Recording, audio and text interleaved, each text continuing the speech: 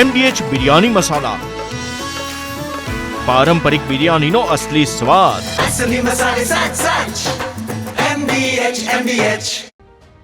નમસ્કાર, ખૂબ ખૂબ સ્વાગત છે. સમય થઈ ચૂક્યો છે સુપર પ્રાઇમ ટાઈમનો. અમે હાજર છે મારી ટીમ સાથે. હું છું જગદીશ અને સુપર પ્રાઇમ ટાઈમમાં સૌથી પહેલા વાત 2026ની શરૂઆત અને અમેરિકા હેઠળના ટ્રમ્પના વહીવટમાં વૈશ્વિક તણાવ વધી રહ્યો છે. રશિયા યુક્રેન યુદ્ધમાં શાંતિ વાટાઘાટોમાં ટ્રમ્પની કોશિશ હોવા છતાં રશિયા વિસ્તાર છોડવા તૈયાર નથી, જેના કારણે ઘોર નિષ્ફળતા મળી રહી છે. ઈરાનમાં વિરોધ પ્રદર્શન પર કાર્યવાહીને લઈને ટ્રમ્પે ધમકીઓ આપી, જેમાં અમેરિકી હસ્તક્ષેપની ચેતવણી છે. અને તાજેતરમાં વેનેઝુએલા પર અમેરિકી હુમલો થયો અને માદુરોને તેમની પત્નીને કેદ કરવામાં આવ્યા, જે ડ્રગ તસ્કરી વિરોધી ઓપરેશનનો ભાગ છે. હવે આ સ્થિતિ અમેરિકાની પીસ થ્રુ સ્ટ્રેન્થ નીતિને પ્રતિબિંબિત કરે છે, જેમાં દુશ્મનોને ડરાવવા અને સમસ્યાઓનો સીધો સામનો કરવો છે. ત્યારે આ સ્થિતિ વિશ્વ યુદ્ધ તરફ જાય છે તેવું લાગી રહ્યું છે. અને અમેરિકાની રણનીતિ હવે શું છે તેની કરીશું વિસ્તારથી વાત.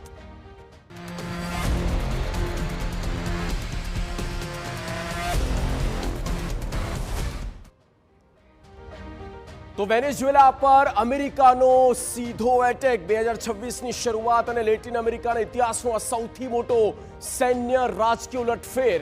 અમેરિકાની સેના એક બાદ એક વેનેઝુએલાના 4 મોટા મોટા શહેરો પર હુમલા કર્યા અને અત્યાર સુધી શું થયું તેની પણ વિગતો મેં આપને આપી દઈએ. બિગ વોલ પર આ ગ્રાફિક્સથી આપણે સમજાવીએ કે અત્યારે શું થઈ રહ્યું છે વેનેઝુએલામાં, શું છે અમેરિકાની રણનીતિ તેની વાત કરીએ તો ટ્રમ્પની રણનીતિ પીસ થ્રુ સ્ટ્રેન્થ, એટલે કે શાંતિ જરૂર છે પણ તેની જે સૈન્ય ક્ષમતા છે એ સૈન્ય ક્ષમતાને આગળ કરીને તેઓ શાંતિના માર્ગે આખા વિશ્વને જાણે લઈ જઈ રહ્યા હોય તેવો ફલિત તેઓ કરી રહ્યા છે.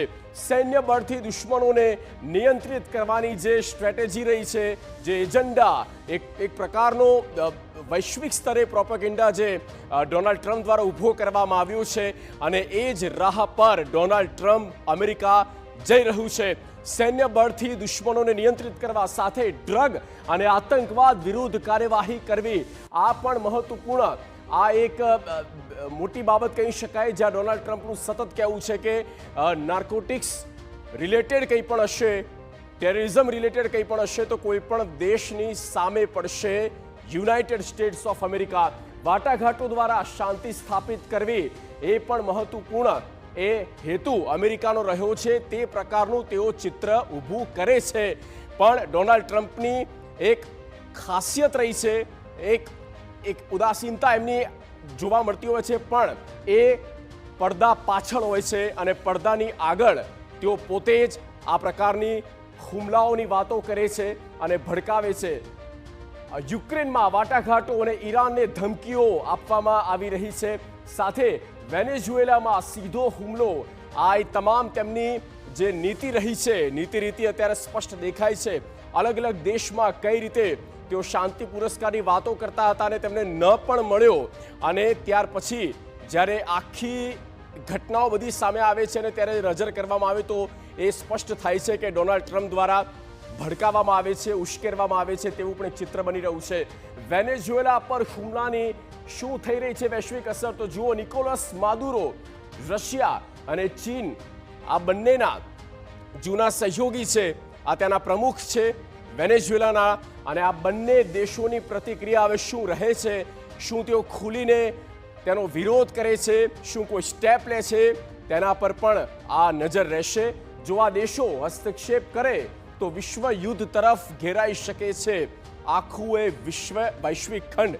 અને કોલંબિયા અને ક્યુબા વેનેઝુએલાની પડખે છે. સ્પષ્ટપણે ખુલીને તેમણે કહ્યું છે કે વેનેઝુએલામાં જે થયું, અમેરિકાએ જે કાર્યવાહી કરી તેનાથી અમે વિરોધમાં છીએ. અમેરિકાની ગુનાહિત કાર્યવાહીનો વિરોધ કરવાની પણ અપીલ કરવામાં આવી છે. આ બંને દેશ દ્વારા અપીલ કરવામાં આવી છે. લાંબા સમયથી આર્થિક સંકટથી પસાર થઈ રહ્યું છે વેનેઝુએલા અને વેનેઝુએલામાં જ્યાં ડ્રગ વિરોધી જે આખી મુવમેન્ટ ઊભી થઈ છે અને તેને લઈને જ ડોનાલ્ડ ટ્રમ્પ દ્વારા આ એક્શન લેવામાં આવ્યા છે. વેનેઝુએલાના ઓઇલ ભંડાર પર અમેરિકાની નજર છે તેવું તેના પ્રમુખનું કહેવું છે, માદુરોનું કહેવું છે કે એટલા માટે થઈને અમેરિકા પોતાનો સ્વાર્થ જોવે છે, પોતાનો ફાયદો જોવે છે. સપ્ટેમ્બરમાં અમેરિકન સેનાએ વેનેઝુએલાના જહાજો પર હુમલા કર્યા હતા એ હજી પણ યાદ છે કે કઈ રીતે જહાજો પર તેમણે સીધો એટેક કર્યો હતો અને ત્યારબાદ ફરી એક વખત આ સૈન્ય કાર્યવાહી જે છે તે